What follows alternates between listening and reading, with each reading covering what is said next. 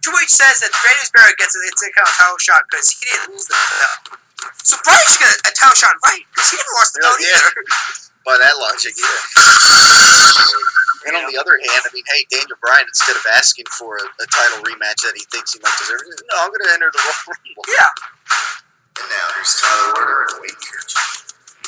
Yes, the Royal Rumble live in, I guess you'd call it our territory, Philadelphia. Yeah, it's the closest major, cities, as far as. Well, Hershey PA hosts pay-per-views at times too. Yeah, but definitely not the size of the Royal Rumble. Yes, and certainly it was an eventful Royal Rumble, one with some praise and some with this controversy, and of course. Monday Night Raw last night, of course, was, well, I guess, live at Stamford, Connecticut at WWE World Stamford, Connecticut. Live at the WWE World Headquarters due to the blizzard, that really hit the Northeast here. Yeah. And now, of course, it was originally we were supposed to get some of that blizzard our way, but it didn't really happen today, so. No.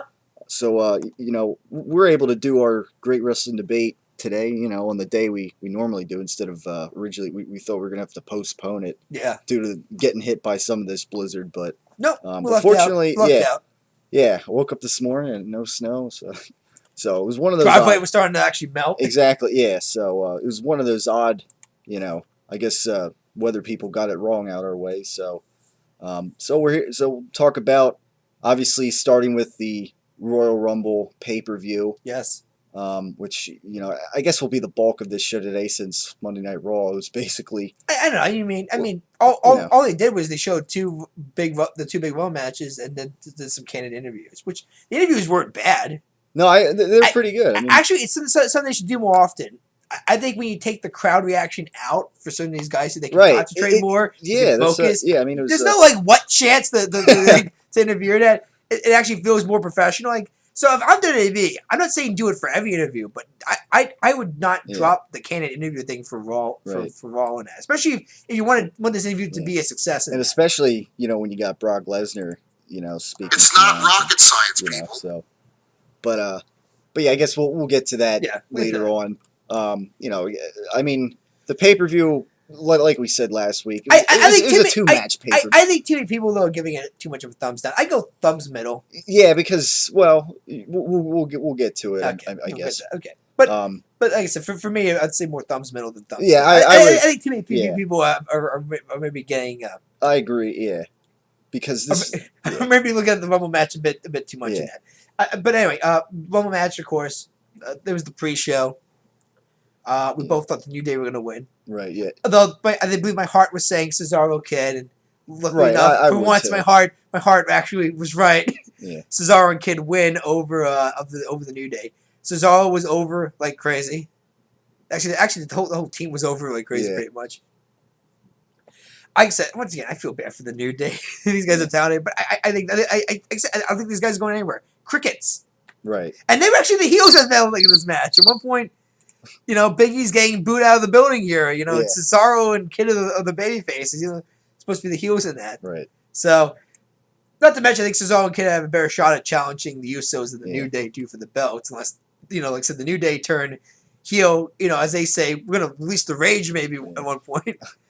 I'll wait for that day to happen when that rage gets unleashed, because that's where the only shot that they can get over as a group. Yeah. But no, so that happened. It was a basic match. Right. It actually, I think it was the second longest match on the card, though.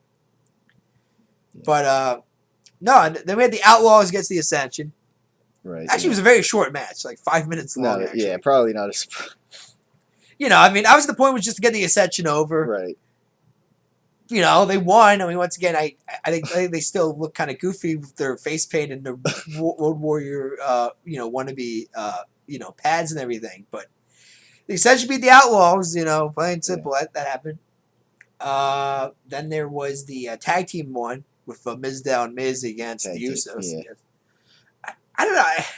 I think somebody finally brought this up there too. I've been thinking about this too. You know what Miz pretty much. You watch Miz and Miz matches. Even when they had the belts, Miz worked maybe a bulk of the match all the time. Yeah, he does. You know, because he would always like tease. Oh, we want Sandow. No, you know, that, and they want Sandow to do his imitations. yeah, but you know what I mean. But you know, they're always like no, and it's like. It's kind of like stupid on Miz's part. It's like, yeah, it's great heelish because Sendow's over as a kind of a baby face in that. But you're wrestling a glorified handicap match there pretty much. Like he's pretty potentially saying like, I don't need my partner. Yeah. I'll wrestle by myself pretty much. And it's like, why would you do that? Like, any common sense in that? But so I mean, like I said, that's one reason why I think they got the belts taken off of them too. Because I'm like, they're not really a tag team champion because. Right.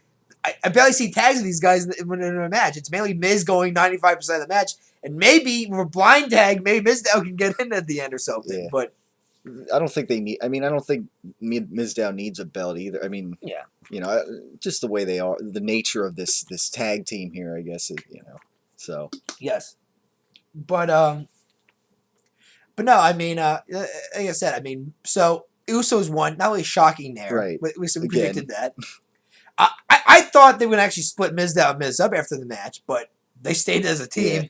Don't know how much longer. At least, they're really starting to comments. Yeah, they keep teasing that Miz is not happy with Mizdow here, and Mizdow is starting to show signs of independence with the Rumble earlier in the night as well. Right. I mean, later in the night. But no, I mean, Usos won. I mean, it was a short. It wasn't a bad match, but like I said, it wasn't something we haven't seen different or anything. Was it the Usos versus Eric Rowan and Luke Harper. Luke Harper back in summer, but again, that's not what we expected. Then it was a shitty Divas match. It was horrendous. I mean, so many botches. I mean, it came off so bad on television. I don't know how the live crowd. I mean, obviously the live crowd did random chants with football, which show you how into the match. But it was so sloppy. There was like nothing there. Yeah. I mean, forget the fact that it was a short match. I mean, I've already come to the conclusion that that's how Divas. Once again, I feel bad for Charlotte and Sasha Banks and everybody down in NXT when they get called up because they go from those great matches down in NXT now to in the dead spots on pay-per-views where where they get barely any time to like actually tell a story and get a match going. But the match was just sloppy. Yeah. And God, that finish was just horrendous. So. Yeah, like I said, the bell was being Paige and Natalia. Once again, it was a sloppy match. Yeah. Then we get to the best match of the card and already a match of the year candidate. Right, yeah. Trophy match for WWE. Brock Lesnar, Seth Rollins against John Cena. Yeah. Okay. Had to wait for it. Okay. I was waiting for your thoughts on the match. Well, yeah, like we said earlier, I mean, we both thumbs middled this pay-per-view, and basically, this was this match was the pay-per-view. I mean, pretty much as we'll go on. You'll get the rest if they had a great Rumble match, this might be a thumbs up pay-per-view too. Exactly. Really, these two. If the Rumble match was average, I mean, I so think the pay-per-view that. Yeah, so I guess a little foreshadowing there on for what's to come later on that, but yes. But yeah, I mean, it's pretty unanimous that this was one of the greatest triple threat matches ever. Definitely in. I mean, the only ones I can think of them maybe we're going to have to watch those matches again, maybe on the network. But Vengeance 2002, Rock, Taker, and Angle is still considered to be a great one. Yeah. And then maybe WrestleMania 20 with Benoit, Michaels, and Triple H. That's about it. But besides that, I mean, everything in this match just worked. Yeah. I mean, I mean, maybe it's because all three guys are just different, and sometimes contrasting styles. They work so well in wrestling. Yeah. I think when Brock in the beginning of the match, Brock just destroying everybody. German suplexes, suplexes left and right. I mean, especially like a double 1-2 J&J security early in the match too, which just knocked them out. Right. I mean, those guys even took some bumps too. Yeah. I mean, from the diving elbow, which was nice from Rollins. I mean. Like I said, Rollins' Phoenix. I think it's called the Phoenix Moonsault. Yeah, it was like a corkscrew, near the It looked like he was kind of short though. I mean, he kind of landed on Cena. It wasn't like it wasn't like a flashback to Brock and the Shooting Star where he landed right on his head. It was short of angle on that. Yeah. I mean, once again, I don't know if Rollins just didn't get enough elevation or John was farther out. I mean, like I said, it looked like he landed, but then again, like I said, Brock just like lightning, got up and got away so fast that you kind of ignored that because all of a sudden Rollins got suplexed and everybody else got suplexed. Yeah. But yeah, I mean that was a move like we haven't, you don't really see nowadays. Yes. So I mean, once again, we both I thought Cena and I thought Rollins cashed in maybe. But we both kind of had Cena winning the match because we thought I had Cena winning, and we kind of thought maybe they would just have Brock drop the belt and maybe give it to Cena. So you know what, credit to WWE, they fooled us. Yeah. Again, I mean, it was like we were saying last week, it was an unpredictable match heading. I mean, again, we were thinking there were so many different ways that they could go with this, and at the end of the day, it was like a pleasant surprise. Brock. I mean, like I said, the reactions, Cena got booed out of the building. I mean, well, yeah. I mean, it was Philadelphia. I mean, to be fair, he was the loudest booed guy out of the building. Yeah. Maybe second, but he wasn't the loudest. You had, Rollins had mixed, but Brock was clearly the most over guy in this match, and especially when he was always alone in the ring in the beginning. He would get like a standing ovation when he kept clearing house. Right, like Brock Lesnar was like a baby face in this situation. I mean, at least for the crowd. I mean, for me, I don't think it was so much baby. I think they were just trying to build him as this beast, pretty much.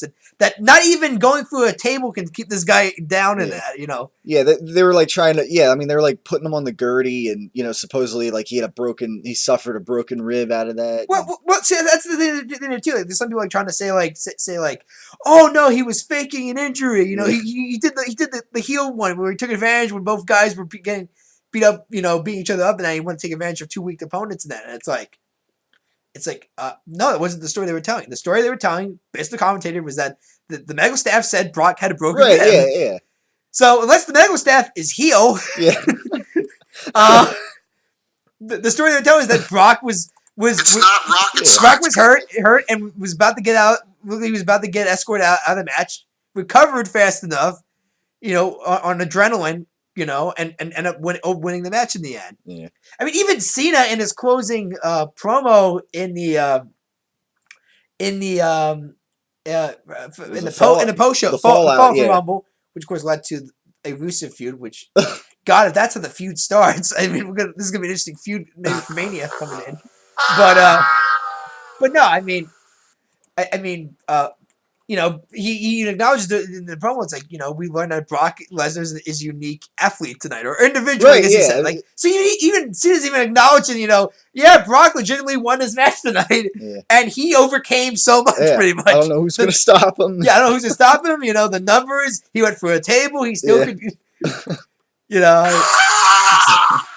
I mean, like I said, they're putting on the fact that Brock here was just a straight up beast, pretty much. And they were saying how like he doesn't have to get pinned to lose the title here, and of course said you're gonna get pinned anyways, but certainly that didn't happen, but yeah, I mean, and then of course you got to mention when Rollins does like a springboard dive or whatever, and Lesnar just catches him midair. Oh my God! F5, F5. They said they were all over the place today. Yeah. In this match, I mean, Cena with 3 straight A's at one point, and Lesnar kicks it, and then a curb stomp, and Cena vows him against the barricade. I mean, at one point, Brock has Rollins on the outside, and he starts like phone the table, and he's just like drop the monitors. He even slams his one to the ground. Yeah, like the one monitor like catches a piece of the steel step, and like you can hear the crowd like whoa, like even just slamming down a monitor was a big deal here in this match. And like I said, I mean, it was insane. They might put over Brock here as a unstoppable beast now, which again. That's big for the story of the town for Mania coming up with, of course, the winner of the Rumble. Exactly. So, once again, match of the year. These two guys, everybody busted their ass off here. All three men deserve a round of applause. That was just a great match all around. Yes. I mean, it's like, go up the rest of the year. Right, yeah. For the field, for the rest of the year. I mean, this is a very high bar for match of the year. I mean, this thing I think is at least going to get nominated for a Slammy. Yeah. I'd be shocked if this doesn't make. It's almost impossible to say this was not in the top 4. That's the measuring stick match right now. So, like I said, to be fair, I mean, it's one reason why this was a triple threat match, because I can tell you this: John Cena Brock Lesnar 3 was not going to be that good. Yeah, It just wasn't going to be that good, Tyler. Yeah, I mean, no offense to those two guys. It's just that the way they've been booking Brock and the way they have Cena is just that it just was not going to be an entertaining match. But now with Rollins in here, they were able to do something with it. Yeah, and there are several different directions they could have gone here. We both sort of had different directions. Given the fact that again, Plan B is the Money in the Bank briefcase that Seth Rollins has, so he's like a wild card. Granted, Rollins was not going to cash it in because A, he took the pinfall, and B, it looks like he wanted nothing to do with Brock Lesnar after the match. Yeah, I mean that end. Yeah, the ending was that Seth hit him multiple times with a briefcase. He was going to curse on a briefcase. The ending sequence was just insane, and then all of a sudden Brock out of nowhere, like lightning. Just getting up out of nowhere. I don't think anybody realizes how godly fast Brock Lesnar is an athlete. For that kind of that size and bulk, and then I mean, especially the speed it took him to get from the announcer area to the ring, just to German suplex Rollins and Cena. Like, it was lightning. Yeah. I mean, the guy is just ungodly, a freakish athlete. Once again, when he goes to the UFC, I mean, it might be against Frank Mir. I guess Frank Mir has a death wish in the UFC career, apparently. But for me, and like I said, they even said like Brock's in the best shape of his life. It looks like, and it looks. I can believe that he's getting in UFC shape again, which means he's starting to really get back to that pinnacle athletic ability now. Again, the way he just springs up when Rollins is bouncing off the rope, then quickly just gets him right in the F5. And like I said, Rollins, the guy's like a freaking hockey puck. He just goes all around the place. Yep. I mean, like I said, the whole match was great. Yeah. I really can't. I tried to. I watched. I remember on WWE Raw, even watching it again. It's watching it the second time. Just put a smile on my face. Yeah, it's just as good. It was a flawless match. Yeah. I mean, like I said, the people who watched, by the way, you really got a treat. If 3 hour Raw only had 2 matches, great 2 pay-per-view matches, and candid interviews. Did one of the highest ratings in Raw in a long time too. I mean, they're probably watching this match and dude, They were also entertained, Tyler. Exactly. There was no bullshit for 3 hours. All the interviews were with guys that actually had a story still had to tell in that. I mean, that's one reason why I think Raw was actually entertaining. They stuck to their to strength here. Once again, I wouldn't do it right. Obviously, they lucked out. I think. Actually, once he lucked out, they still had to pay money for Hartford because they paid for the arena and so on and that. But I wouldn't say they lucked out. They still lost money in the end, but still, I mean, like I said, I think you should do more candid interviews because you get with the crowd reaction. Because as they learn, hopefully at the Rumble, crowds can really make or break a match sometimes. Right. Yeah. As far as you feel that. So I guess we get to the Rumble match now that everybody's been talking about. So the thing to say about really the True Fight match is it's second hand to the Rumble match. Yeah, in this case. It's kind of sad. These 3 guys busted their ass off, and this should have been something that was talked about. And it kind of is, but the Rumble match has just been taken over. So obviously, the Rumble match, which started a worldwide trend, #cancel WWE Network, even though the network supposedly now has broken a million subscribers. Yeah. So I don't know what that what that means there. But anyway, thoughts on the Rumble match. I believe you said Roman Reigns pretty much. Well, yeah. I said my head says Roman. My heart says, and I said my heart says Bryan. And I believe I did eventually go with Roman, although I did say I think Bryan has the better storyline to go with here. And I said maybe Ziggler could be a great dark horse. Once again, not surprised by the reaction, not surprised by the result of the match. I have no problem with Roman Reigns wrestling Brock Lesnar. Don't know how much of an entertaining match it's going to be. They actually could actually have a stinker because that's Brock's last appearance. Yeah. How many bumps? I can tell you this. I don't know if he's going to want to go for a table again. I don't know. Like I said, I don't know. I don't know if he's going to want to go. He might just say, I don't know, Roman. I mean, Yeah. So once again, I don't know. But that's obviously the direction they're going. Like I said, and I have kind of realization this is the next big thing they have in mind here. Yeah. So love it, like it, hate it. Roman Reigns is the next big thing in WWE. Yeah. They pretty much have, the Rumble. They pretty much decided that. Yeah. What pissed me off was the booking of this Rumble. Yeah, which was all over the place. It did with me too. I mean, I guess we'll go. I guess we'll go through it here. Okay. Or try to go. Let's start with some problems here. As you get ready to take a sip of water. The characters that were badly that looked just horrendous in this match. Daniel Bryan, of course. Yeah, who was thrown out, very early in the match. I mean, there were guys like who was still in the Royal Rumble match when Daniel Bryan was thrown out. Rusev, Riot, and the Dust Brothers. No, but that's what I mean. Like the low card guys that don't even mean anything. Well, Bray Wyatt's gonna feud with Undertaker at Mania, and Rusev's gonna have probably a match with John Cena. Well, no, not that, too. That. But there were I forget who they were, but there were guys that. Well, you had Fandango. Scrubs, Fandango, like. Well, like I said.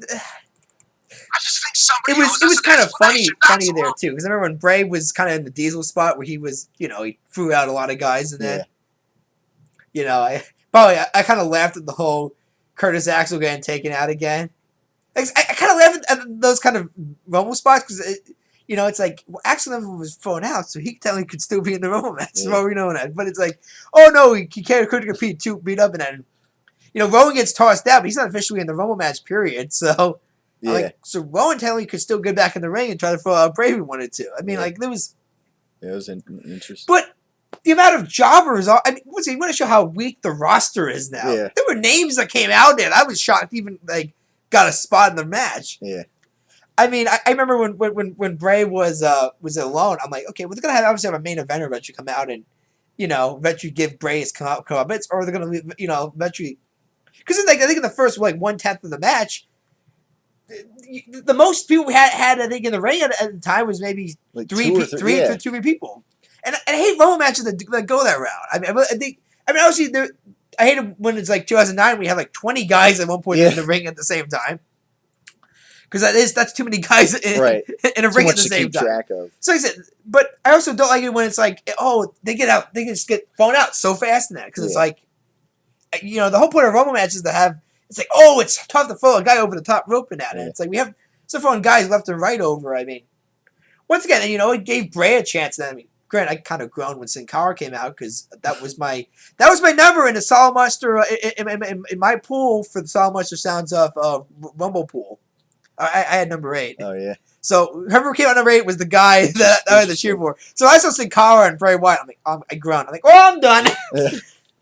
It was not my biggest groan of the night, though. I was just like, oh, okay, well, I guess I'm not winning it this year. Yeah. There's always next year, Tom. Maybe a better number. Yeah, it's pretty cool. But yeah, I mean, if you like his first you gotta like his official YouTube Facebook page, then you gotta send an invite to the closed group and then he'll probably accept to be on the first the official page as well. Like I said, it's a private chat. There's always funny stuff that gets posted. You can comment. You can start your own question too or something like that. And like I said, the rest of these guys will maybe answer, comment on, and so on. Actually, I found it to be very enjoyable. Like I said, it's actually some nice wrestling fans to talk to, especially after an event like this as well. Sometimes curious to see what their thoughts are. But no, I mean, one of the things they do is they do this. They go to Solid Monster Rumble pool and that, where all you gotta do is this year all you had to do is just say I'm in, and then you randomly get thrown into a pool of 30 other guys. Yeah. And I think it had I think it was over 400 guys total at the 2000 something in the Facebook group. It was 15 pools, and one of the pools also has the Solid Monster himself, also, who I think drew number 30 this year in this pool. Lucky for him.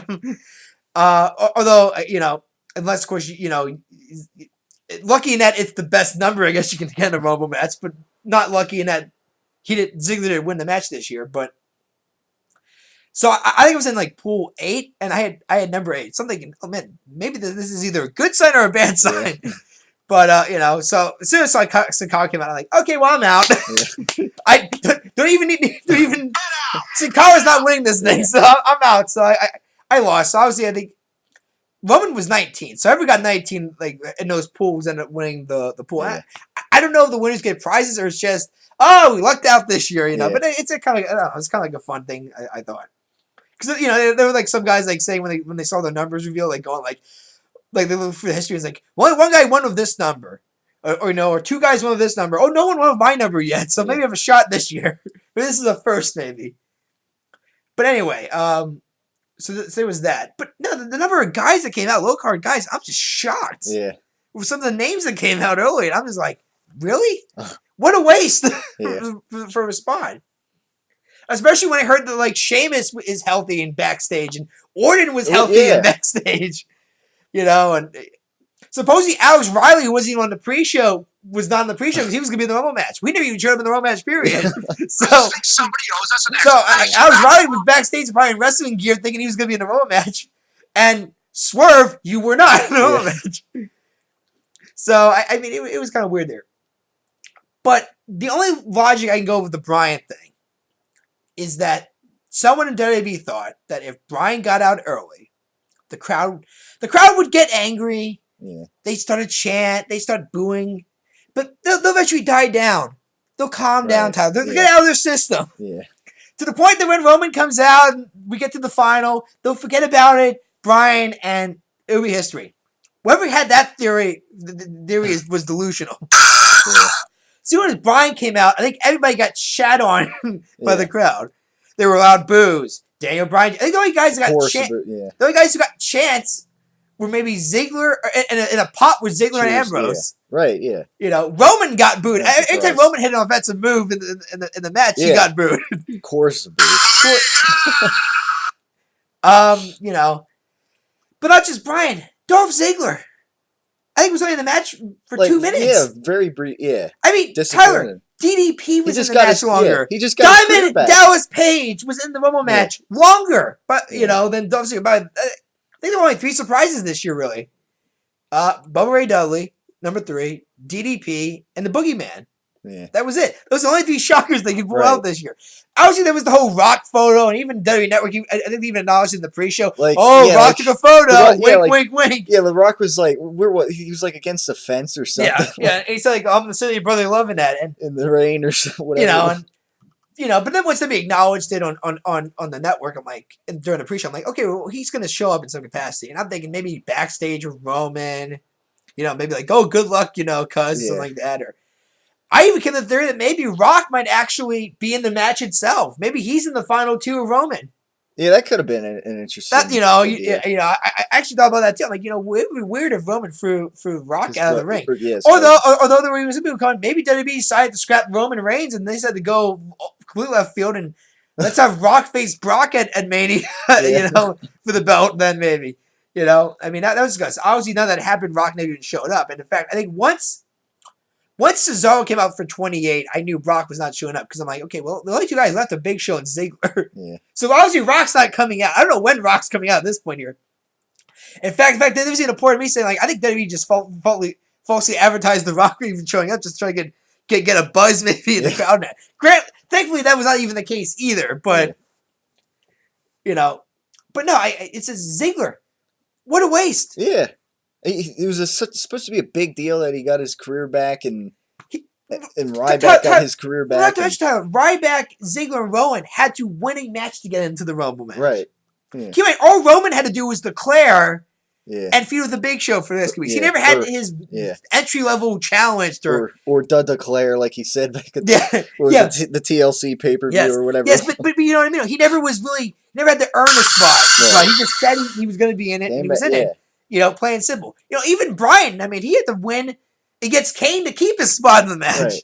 So, I mean, there was story, and like the intro to, this week's edition of the Great Wrestling Debate, remember, he did have to vacate the title way back, and, Yeah, but you know what I mean? Like I said, once again, Ziggler won Survivor Series. Right, yeah.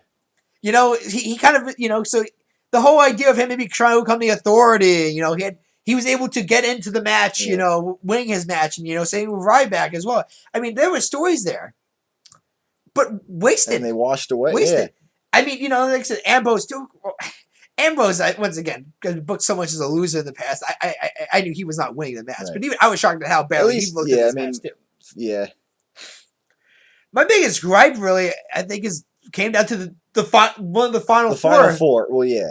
I said on last week's show that if it came down to the Big Show Roman Reigns, it was one of the worst booking decisions in WWE's history. So not only in the Final Four was Big Show there, which I groaned about. Sure enough, his longtime co-worker buddy Kane was also there.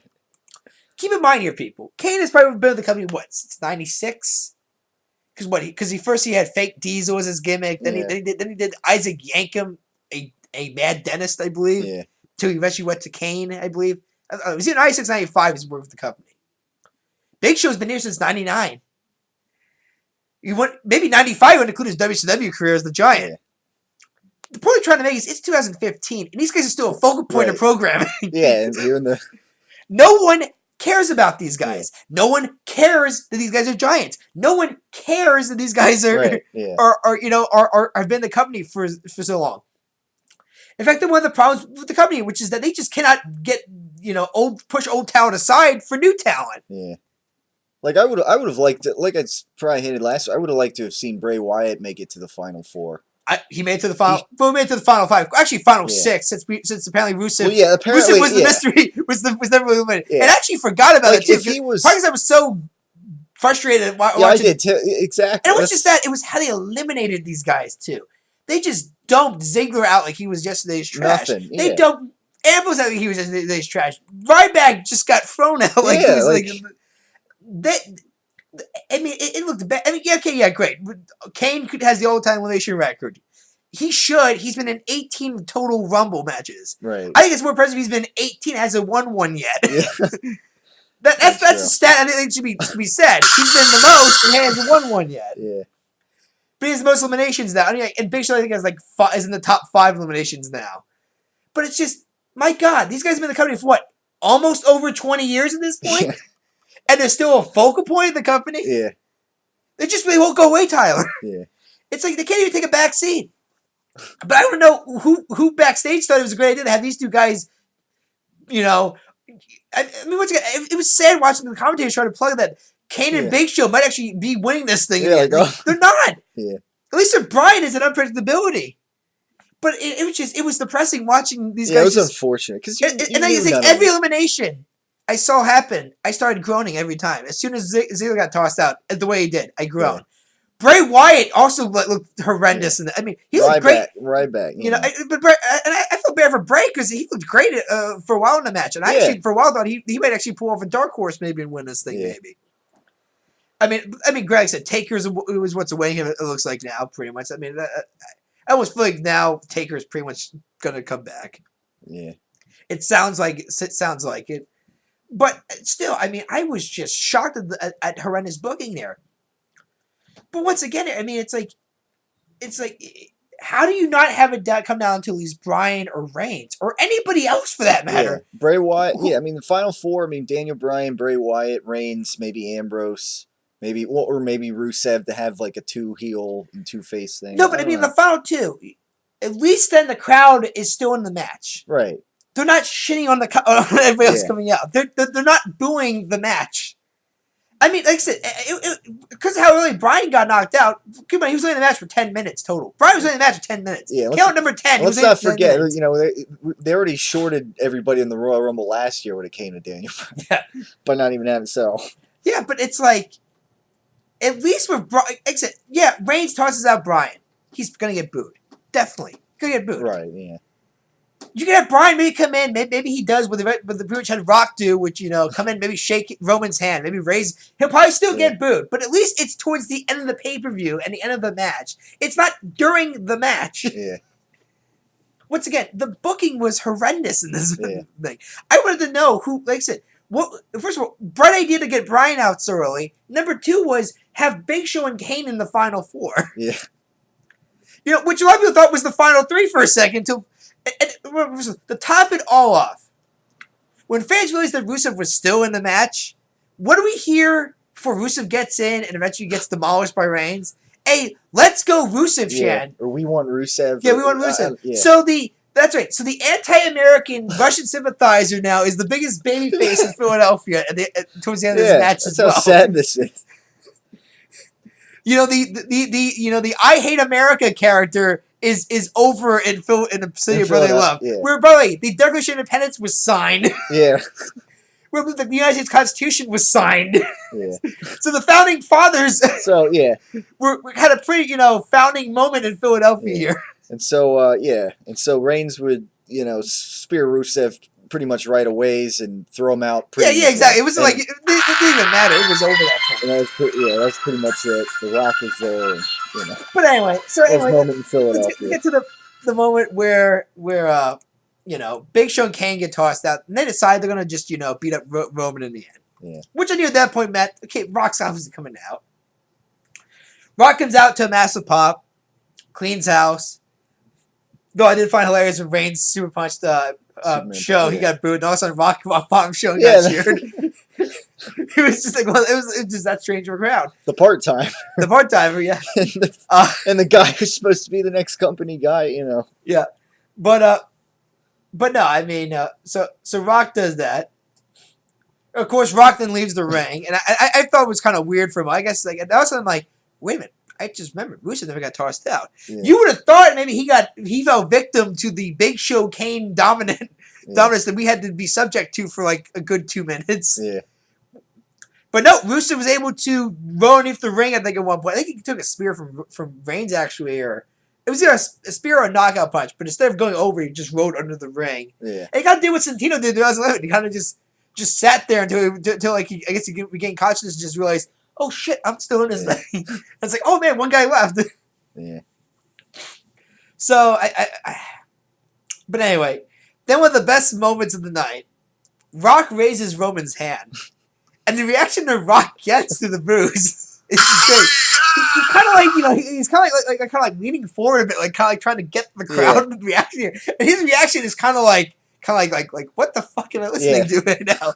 Like almost like. I'm no expert. I've been here in a while, but this is not the reaction this is supposed to be getting here. Maybe they needed some of this. That probably would have made him boo even more. Yeah. In the city of Philadelphia, the fighting city of Philadelphia. But yeah, he gets a chorus of boos, and it's just kind of sad.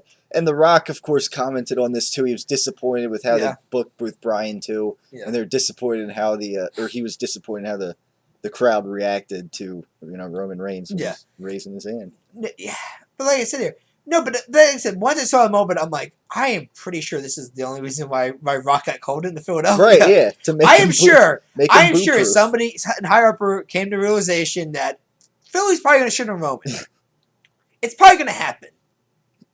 Obviously, they obviously did not think that much because. Clearly, someone thought it was good to get Bryan out so early. Yeah. So they called Rock in to say, "Hey, Rock, we need to really come in here. We need for like crowd support." Kind of like what he did with John Cena in WrestleMania 29, and the fans still booed him. Right, so once again, let's try to go to the well twice. Maybe it might get better. Yeah. Once again, people get mad at Roman. Why? It's not his fault the way he's getting booked. Yeah. People are taking out on the talent in this match. It's not their fault. This is how someone booked the Rumble. Yeah. Get mad at the higher uppers. Like I said, I mean, when I heard people canceling WWE Network, I'm like, fine. That's actually not a bad protest. You could also boycott Raw if you want.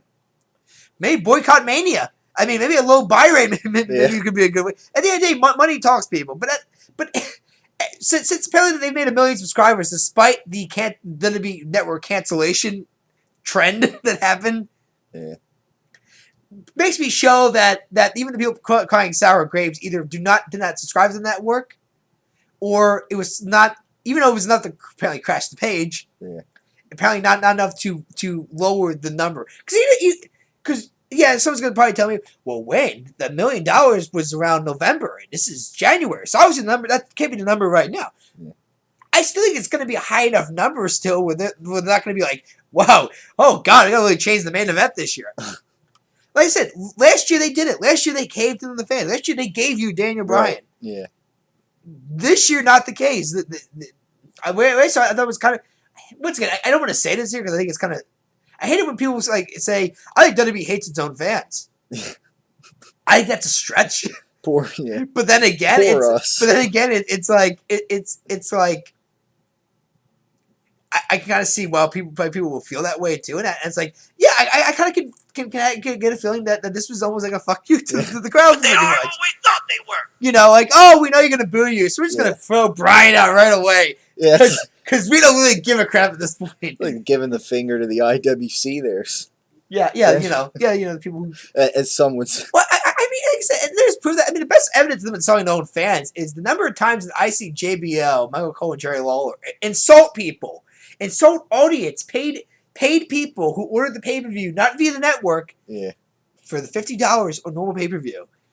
Who would do it? Why would you be so stupid to pay $50 over $9.99? Why would you? I don't know, because maybe you don't have an internet provider. Yeah. Maybe your internet provider sucks. Yeah. So to get better quality pay-per-view, you rather want to just order it on normal pay-per-view instead of on your laptop where it might be laggy as shit and so on. I mean, those are pretty good reasons, but apparently that's what Michael Cole and Jerry Lawler do. They want to call those people idiots and stupid financially for doing that. What's the matter with you? Once again, so there might be some credence to the fact that this company might actually hate its own fans. Yeah. Once again, these are very, how can I put this in a polite way? These are very closed-minded individuals. Maybe they're very set in their ways. Yeah. They will stay committed, damn it, to the plan in the end. Last year they didn't. This year I'm pretty sure they will. I am pretty sure no matter what, the main event will be Roman and Brock. Like it, love it, hate it, whatever. Right. That's the main event for Mania this year. Right. I don't see Bryan getting... But then, like I said, I look at the card now, the rumored card now, which pretty much is, right now, Roman Brock, Triple H Sting, Taker Bray Wyatt. Looks like Rusev and Cena. Though apparently last night they announced it's going to be Rusev and Cena at Fastlane. Yeah. So maybe kind of out of the blue. Maybe there's still a shot at Ryback, maybe. Although I think this is maybe the first match, maybe. Hell, maybe Rusev wins at Fastlane, so then they can have Cena win at WrestleMania, so they can say, "See, Rusev won the first match." Yeah, I mean, it's a shame. Like, I'd rather someone like Ryback or someone beat. Rusev. But Tyler, we said this just like Roman Reigns in the Rumble. Who we probably say in our head was probably going to be the one to beat Rusev? John Cena. He's the Marine. Cena, the Marine himself was going to come in and save America. The only thing is Cena doesn't. In fact, I expect a very patriotic entrance for John Cena. Yeah. He might come in on an army jeep waving an American flag and like camo and everything in that. Yeah. You know. Sure. You know, maybe even Oklahoma City. Maybe he'll don the Apollo Creed look with the American cap, the American vest, and everything. Yeah. What's the matter with you? Maybe an American jean shorts. Maybe I don't know. I don't know.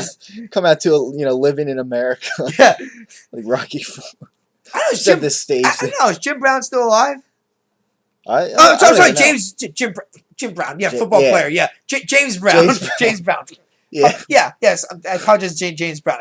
Jim Brown's the receiver from the Cardinals. Yeah, but I don't know. No, Jim Brown, running back, Cleveland Browns. Listen, he also hosted movies. There's also a receiver for. I thought. But I'm talking about a Hall of Famer here. All right. All right. Yeah. Okay. So okay. Yeah. No. There's too many so many Browns out there. I guess. Okay. Yeah. Sure. Cleveland Brown, Family Guy. Yeah. No. But But I take it. James Brown's still alive. I take it. Have him do it. He would be too expensive maybe for Mania, but you could have him come out to Living in America maybe. Yeah. Or you could have Hulk Hogan like for one night only give John Cena his real American thing maybe. Maybe Hogan's driving the Jeep. Yeah, who knows? But anyway. No, but there's that. Supposedly Rollins is going to feud with Orton then. But then it's okay, where's Bryan filming the card? Right, yeah. I've heard rumors of Sheamus. Obviously, Ziggler's took to Twitter and say, hey, you and me may not be main eventing, but you know what's better? Stealing the show. And they probably, I'm sure those two would. And both of them said on Twitter, it's on. Granted, they're not creative. And they can push to the roof that Ziggler and Bryan might be the best match on the card in that, but I'm pretty sure it's going to be Sheamus, Bryan maybe. Sheamus is waiting in the ring, winging it. And he could maybe use a heel turn, Sheamus. Yeah, maybe. I mean, especially now, Orton's face, and you have this. The heel side is just pathetic right now. You need somebody over there. I think Sheamus is going to save the heel side, but yeah, you need a new heel. No, but I think at the end of the day, So Bryan is now maybe 6 down in the card now. Yeah. And keep in mind, we still have Ziggler yet out on the card. Dean Ambrose, I cannot figure out where Dean's going to go for Mania this year. I mean, there's an Andre the Giant Memorial Battle Royal, maybe they do. That's kind of that's even more of an insult, I think, maybe more than anything. But especially what happened with, Cesaro in hindsight. It's like right now, I'm looking at the card, and it's shocking me how Bryan, you're quote unquote maybe number 2 babyface in the company. Oh, okay, switch that. Number 3 babyface in the company, maybe. Yeah. Maybe now, because obviously I think Roman now is up there with John. And then you got to take into account Randy Orton in there, so number 4. Yes. So he's sliding. Yeah, but, come on, I think Bryan's more over than Randy. Well, yeah. But yeah, I see your point though. As far as overall clout, I guess. And yeah, so Bryan now goes from main event WrestleMania down to pretty much where he's supposed to be originally at 3rd. I think even Bryan said in an interview. Yeah. The original idea for him at Mania was he was going to face Sheamus, and it was going to be like maybe the 6th match, like 6th lower in the card in that. But the crowds changed that. Yeah. I don't see it happening. Maybe because I think Philadelphia is a once in a lifetime deal. I would be shocked if Roman keeps getting booed out of the building. Mania's a different story. Maybe Brock's the biggest babyface in Mania, but I would be shocked if that happened. Yeah, that crowd. I mean, like in Philly, I mean, you could hear. It's a shame because you could the pops that the only positive that response that Rock got, you could tell was from little kids and unfortunately if you listen closely in the chorus of boos, but yeah, again, you're not going to get that every week, certainly. But like I said, I mean, that being said, I think a Seth Rollins cash is not that far away at Mania either. I mean, right. And they want, because that's Brock's probably final appearance, so he's not getting a rematch on Extreme Rules then. At least in my mind, I don't think he is. Right. Unless WWE can convince him to work on another date yet.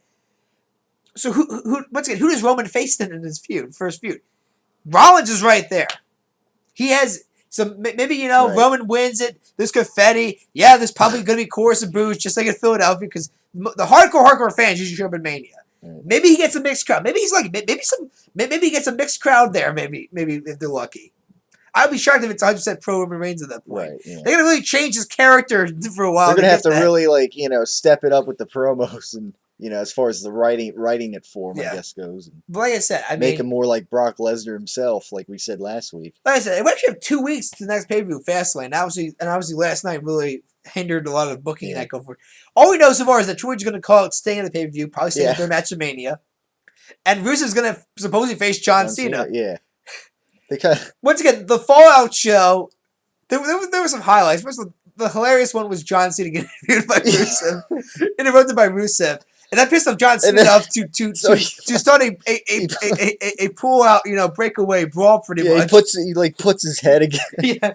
That's something you don't see. So this feud started not because Rusev beat up a veteran or defamed the American flag or burned a John Cena jersey. I mean, kind of like what Sergeant Slaughter did with Hulk Hogan's jersey back in the day when he was the Iraqi sympathizer, Sergeant Slaughter.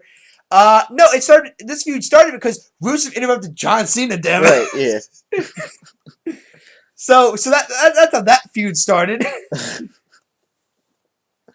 No, the funny one also was Rock backstage. With Roman Reigns. Yeah, that was, kind of like spur of the moment, The funny thing was when he said, when he said, if you smell with the Rock, and it's raining bitches. Yeah. Bitches Reigns, which if that is Roman's new catchphrase, it's raining bitches. That would be. Obviously. Wait. Was it? It's raining bitches? Or was it make it rain bitches? Yeah, that would that would help him with the. That would be a nice turn away from the Jack and the Beanstalk. I don't think though that they can make a T-shirt saying "Make it rain, bitches." Yeah. I don't think in a maybe PG just product you can plug that. Maybe make it rain, but not. I make it rain, bitches. Yeah. Instead of believe that, it's make it rain, bitches. Roman comes out for his first promo. It's like I want. You don't know why? Because I make it rain, bitches. Yeah. So that would. Certainly that wouldn't. I don't know how. On a T-shirt, I wouldn't expect that, but the fact that Rock brought it up there, it was almost like it's just like either he forgot what Roman's catchphrase is, or he just said I'm gonna come up with my own catchphrase, or Or maybe nickname. or maybe give a new one for The Rock to use. A new one for him. There you go. This is because of Roman Reigns. He makes it rain, bitches. Yeah. I mean, exactly. You can come out and, maybe say that a little more. I don't know. But no. But as soon as I heard that, I'm like, God, if Roman, this is Roman Reigns' new catchphrase. Maybe he might get a reaction. Yeah, and that reaction alone. That'll be a departure from the Jack and the Beanstalk and the Cena. Honestly, Cena accusation. For me to say this, first of all, Paul Heyman has to just be perfection on the mic. Right. Yeah. Brock has to keep doing what he's been doing, just destroying people. Right. Yeah. And Roman has to be Brock Lesnar. Right. Yeah. He has to be more like Brock, the guy. Stop making him John Cena, damn it! No jokes, no Jack and the Beanstalk. No. In order to beat him, you must become him. You know what? That actually be the best story you can tell is that way for Roman to beat Brock Lesnar, he has to become Brock Lesnar. Yeah. He has to also get thrown through an announce table and also overcome the odds.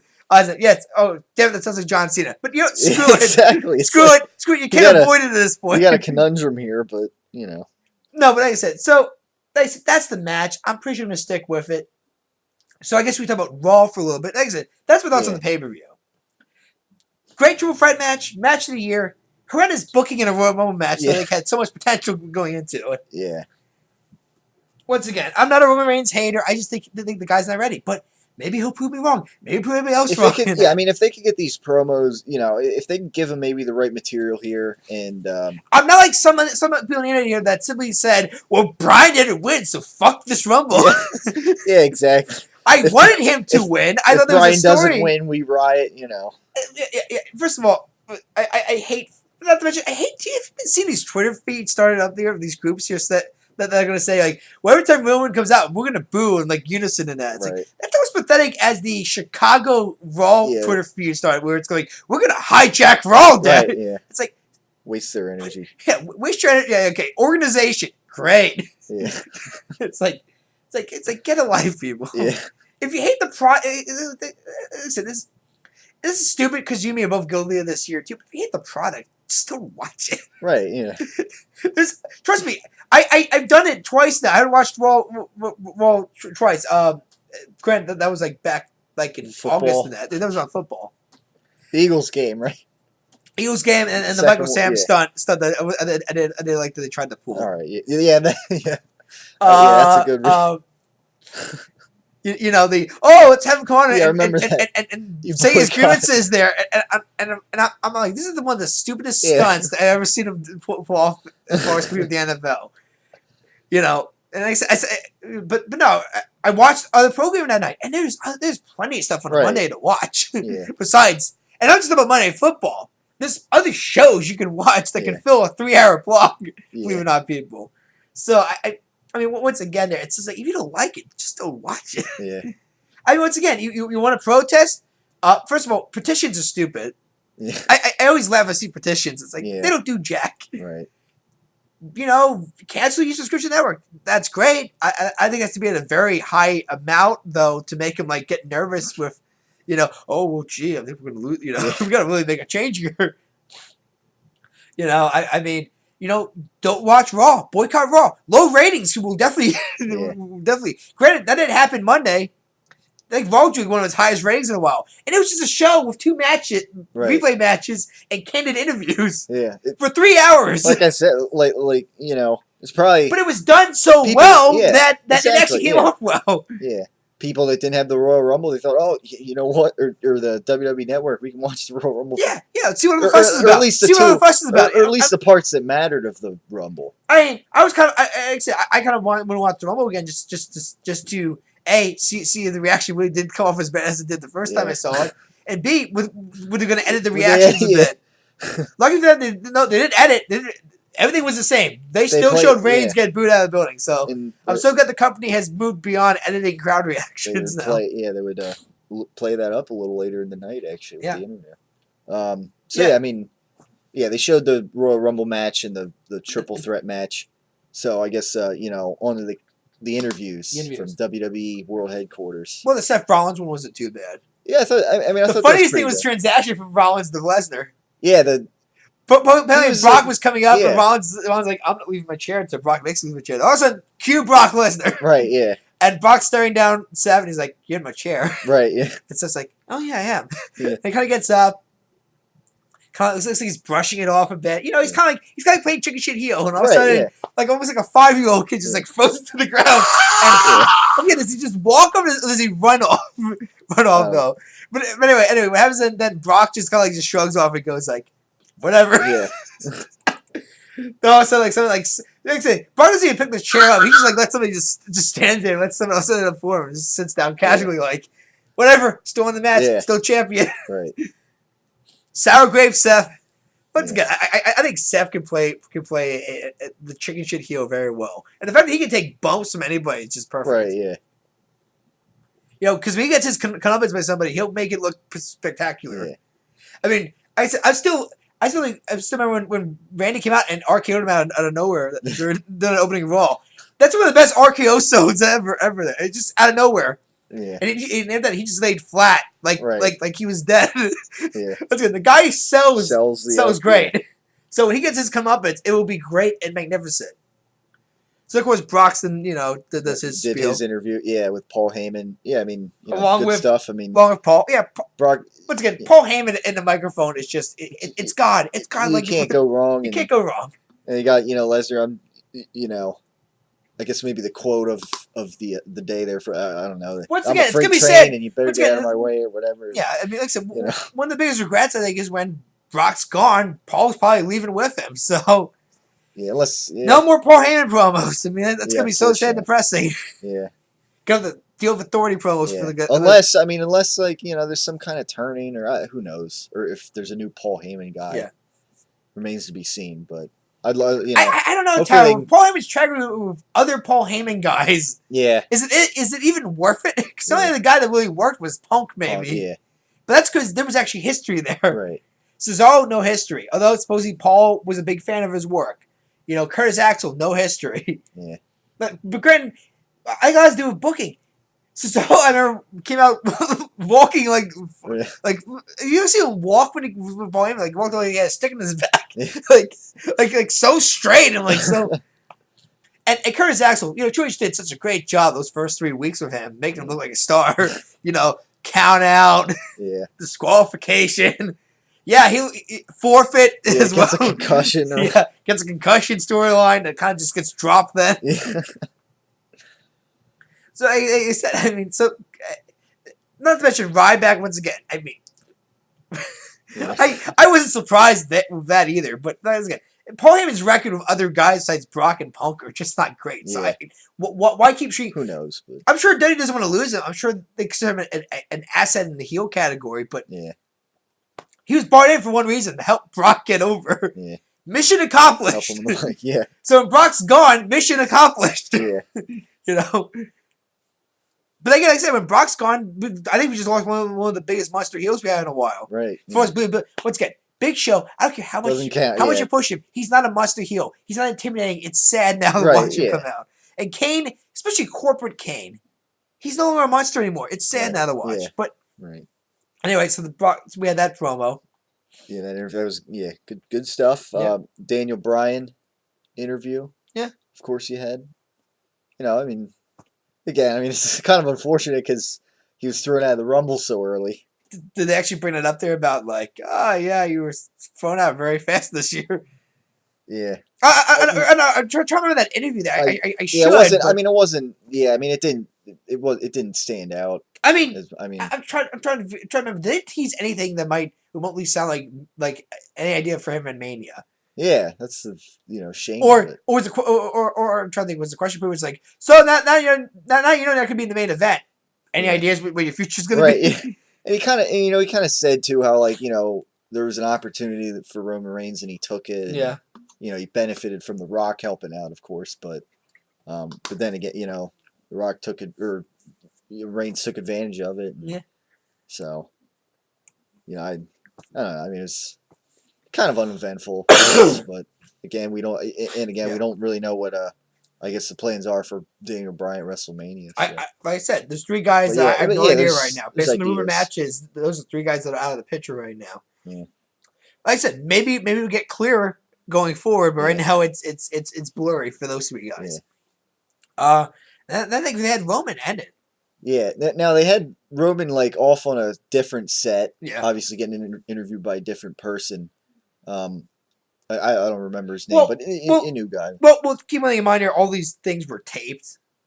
Because I do know for a fact that Brock was at the studio, but then flew back to Minneapolis. Obviously, probably to avoid the weather. Yeah.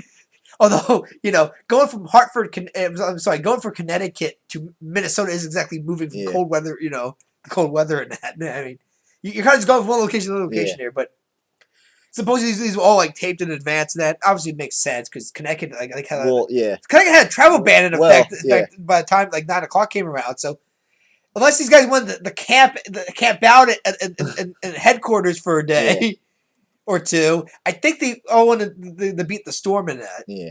Well, I don't know if you noticed in this Reigns interview early on, you could tell they were having like feedback issue, like from the mic, like technical issue. I don't know if you might want to go back and they had like a buzzing sound. What happened is that Reigns was getting fed his lines during the interview. You could hear like a little bit of like and it was getting picked up on the mic, so they had to like so they kept like trying to like silence. Yeah, it sounded like they had like a guitar amplifier on, and then like they're like turning the they're like trying to turn it down, but the problem is they're turning it down. Yeah. They're also turning down the the microphone volume, so you're hearing like a couple words like fade out. They had some. It's not rocket science, people. Once again, it's a sit down interview. Yeah. He just won. He just won the Rumble match. I think it's simple. Just emotionally tell us how you felt about winning your first Rumble match. Let him. Yeah. Let him do his own thing. It's like, do you need to feed lines? Let's get it. It blows my mind here. I don't know. Did you ever see the WWE24 thing that started Monday as well after Raw? I saw the commercial. I watched it. It's like 30 minutes long. Mania's not bad, but I swear to you, for the Hogan, Rock, and Austin thing, I saw them holding papers in their hand, and I'm kind of like, really? You got to give these guys scripts? It's Hogan, Rock, and Austin. Yeah. They're just gonna go out there and put over each other in that.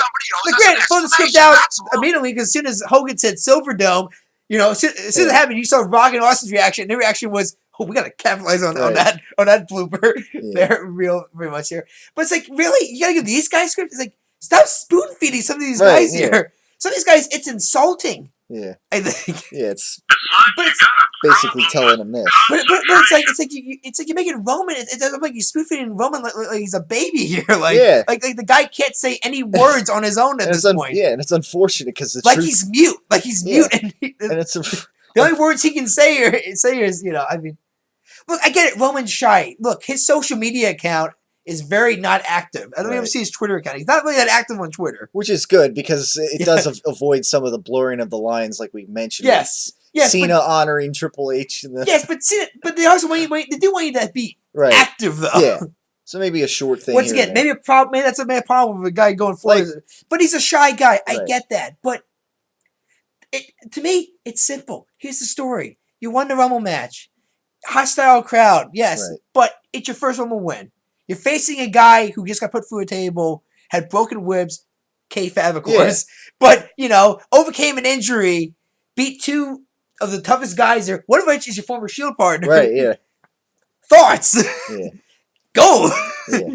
It's let him do his own thing. But it's like, but... And if they have to, do it, in advance. But once again, it's moments like this when, this guy's going to just die miserably here.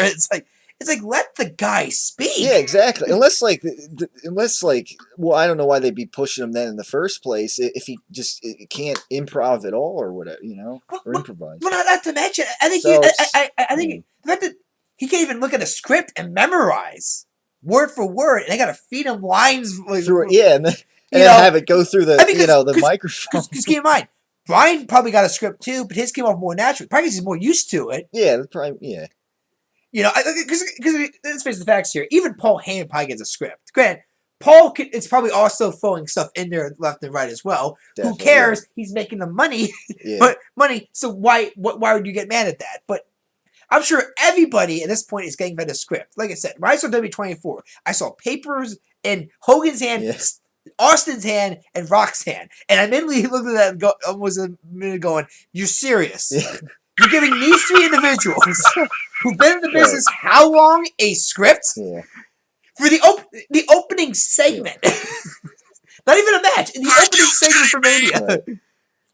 You know, it's like, and at the end of the day, they still kind of were winging it anyway, because, of course, Hogan set the Silver Dome, and after that, they decided, oh, we can have some fun out here now. Yeah. You know? So, I mean, like you said, I mean, it's still a great moment there, but it's like when I saw paper in her hand, I'm like, you're kidding me. Yeah. You're giving these three guys scripts. Right, yeah. But it's like, man, just let some of these guys talk. Yeah, especially Stop handcuffing and Roman's cave. You're feeding him like a baby bird, pretty much. It's like, let the kid fly. Yeah, and it came out in a mysterious way when you have, feedback and buzzing from the mic system, and they're trying to turn the volume up and down. But anyway, it ended with Brock staring down at Roman, I believe. Well, yeah, and I don't know if you noticed this. I think it was Renee Young then said it's like some kind of slip up or something. She said they're gonna see each other face to face on SmackDown, but now they're gonna face off for. Yeah. I forget what, but it's like something wasn't right there. Like they had some kind of mistake. I want to go back and watch it just because. Well, speaking of which, I think SmackDown's gonna be a loaded show on Thursday. It's a live. It sounds like it's live. The grants because there was, I guess, you're gonna say no actual Raw this week. Right. Although, like I said, I think this was more entertaining. So they got no episode of Raw. Obviously, we already know there's going to be a casket match between Kane and Bryan. Hopefully, when Bryan foes Kane, the casket symbolically means the end of Kane's career at this point. Yeah. As in, his career is now dead. Just like. Yeah. Exactly. Obviously, if Kane wins, though, I will just cringe even more now at this point. But I think it's going to be a loaded show this week just because there was technically no Raw. Yeah. So Thursday will be interesting. It's gonna be live too, so not taped. That's good. Yeah. So yeah, and then you had the the 1-on-1 face off with Brock Lesnar and Roman Reigns. And I mean, some people might laugh at it, but to be honest, it kind of almost gave me chills. Once Paul Heyman took it I'm gonna conduct the interview here. Yeah. And just stared down with Roman Reigns. I thought that was pretty well I think done. one of the biggest things is that Brock was taller than Roman. Yeah. And he even looks bigger than Roman. I mean, they're Roman's a big guy. I mean, they're the same height, I think. But yeah, I mean, Lesnar, I guess just, looked taller there. Yeah. I mean, once again, I mean, I think still to this day, and I think Brian's the concept, his dream match still is to face Brock in a match. He thinks Brock could just tear the house down. But I think once Punk and Brock, there's that believability when those guys finally come face to face. It's like, this size is not even equal at all. Yeah. But again, this is wrestling. The believability is supposed to be out the window. You're supposed to. It's predetermined, so you should be able to work anything then no matter the size of that.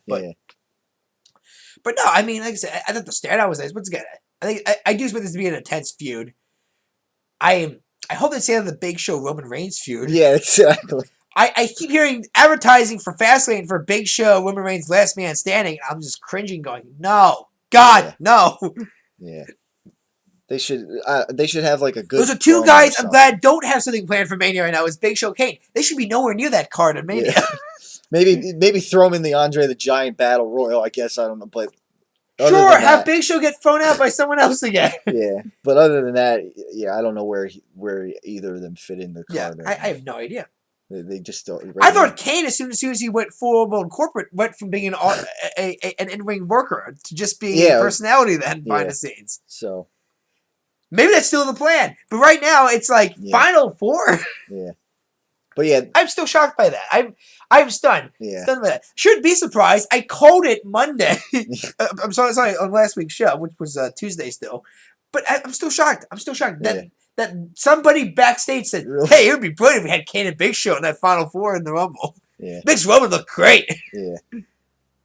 But this interview, and then Roman Reigns kind of said all right, I'm going to answer to Brock Lesnar now with all due respect, and kind of played up on that, and then afterward, Lesnar just sits quickly stands up and tries to jump it. Yeah. It was a stare down there, so that was pretty well done, and given the circumstances that they couldn't do, they couldn't have live Raw, or that it was best that they didn't, given the blizzardy conditions. This was they did a good job with these interviews, I thought, and especially this. Well, once this again, the positive doing these, there's no, you don't have to worry about a crowd hijacking. Yeah. Comes off better. Exactly, and this came off better. This felt obviously, like I said, Roman's problems with the feed in the beginning was a problem. Well, yeah, that was unfortunately an unfortunate. Even I know what's happening here. I'm like, God, someone's feeding him lines and getting picked up on a microphone, and because of that, they got this kid's looking so bad right now. Yeah, on television. And the thing is, they couldn't clear up the buzz right away. So, they're trying to turn the volume down. But when I saw the end, I'm like, okay, Roman's once again. I'm not expecting the match of the year out of these two here. Once again, because A, Roman has not proven anything to be as an in-ring worker, and B, Brock has had a few great matches coming back.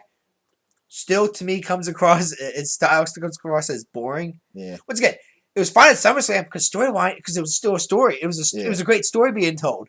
Now the champion's kind of the same thing, but I mean, John Cena and against John Cena at Extreme Rules, it could have been better. Yeah. Triple H was just boring. That SummerSlam match just made me cringe. I think even the Mania one was even just as worse. And Steel Cage was maybe the best, but once again, it wasn't. The first two were not great between Brock. I mean, again, that's because it's Triple H and Brock, and those two just don't have good charisma together. Yeah. But like I said, I'm not expecting a lot because it's probably Brock's final appearance, and I don't know why Brock would risk doing anything. Yeah. I don't know. I don't know who'd want to go through a table for Ed Mania in that. But this is probably gonna be the final match in the show. Probably gonna be your main event. Like it, love it, hate it. That's your main event officially now. As long as it's decent. I mean, it doesn't have to be match of the year candidate, but. As long as it's decent, I guess, is what you can ask. Wishful thinking, Roman beats Brock in like 5 minutes, and Seth comes down and cashes in, and that's the real main event. And those two just tear the house down. But yeah, I mean, certainly, yeah, I mean, the gears are in motion here, I guess you could say, after that, for this feud. And because I think Seth and Roman can get in the ring. I think Seth's that good, he can make Roman like $1 million. And could you, and again, like that someday when they have it with Dean Ambrose in there, that triple threat match, depending how, I guess maybe how the storyline is at that point, who's babyface and heel, that could certainly be that could have a lot of potential, obviously. Well, like I said, I made predictions earlier. I said John Cena would get 16. I still believe that too. I'm sure at some point. I doubt we've seen the last of John Cena in the title picture. I'm pretty sure that 16 reigns coming sooner than later. Yeah. Thought it was happening at the Rumble. Didn't. Kind of glad it didn't, but it's happening. Yeah. I will be shocked. I know John Cena likes Ric Flair a lot. I know Ric Flair likes John Cena a lot too. There, so I'd be. Can I see Cena going out of respect for Ric Flair? I'm not gonna tie his record. I'm not gonna go. But okay, John, sure. Good luck with that. Yeah. Good luck trying to feed up backstage guys in the back. Maybe he is, because if he's adamant about doing that just as much as he is about not turning heel, I guess they're never gonna convince him to do it then. Yeah. Because, like I said, that's the only time I've ever seen John fight anybody backstage is when a heel turn gets brought up in his face. It's like, not happening. Yeah. So, no, but like I said, that's Mania. It's Reigns and Lesnar. See what happens. Yep. And we'll see what happens on SmackDown. See what the build-up's going to be. Yeah. See what happens on, a pretty stacked SmackDown, I guess, this week. Obviously given the circumstances on Raw this past week. And then back to a regular edition of Monday Night Raw next week, and then we'll discuss, what happens in the 2 weeks till Fastlane, right? The new pay-per-view. Yep, coming up fast. No pun intended. No pun intended. Probably gonna be one of the worst pay-per-view. Yeah, I'm sorry. Yeah. This guy would benefit from not having any pay-per-view in February. Right. Yeah. Who cares? After the Rumble, all the big thing about is Mania. And since the challenge has been announced, the champion's not defending at Fastlane. The main event's already been decided. There's no point really having a Fastlane pay-per-view. Yeah. So instead apparently to have Triple H and Sting officially getting out. Yeah, I guess that's all Fastlane is. Well, here's the official matches for Mania. That can't happen. Yeah, I mean, they can't do that on Monday Night Raw, but they'll do it at Fastlane, I guess. So. Yep. So that's that, and we'll see if anything else makes its way onto the card between now and the next time on the Great Wrestling Debate, as always. So yeah, thanks for tuning in. Stay tuned for next week after should be an eventful SmackDown and a return to the regular style of Monday Night Raw that we're all used to. So thanks for tuning in, and stay tuned for next week's edition of the Great Wrestling Debate.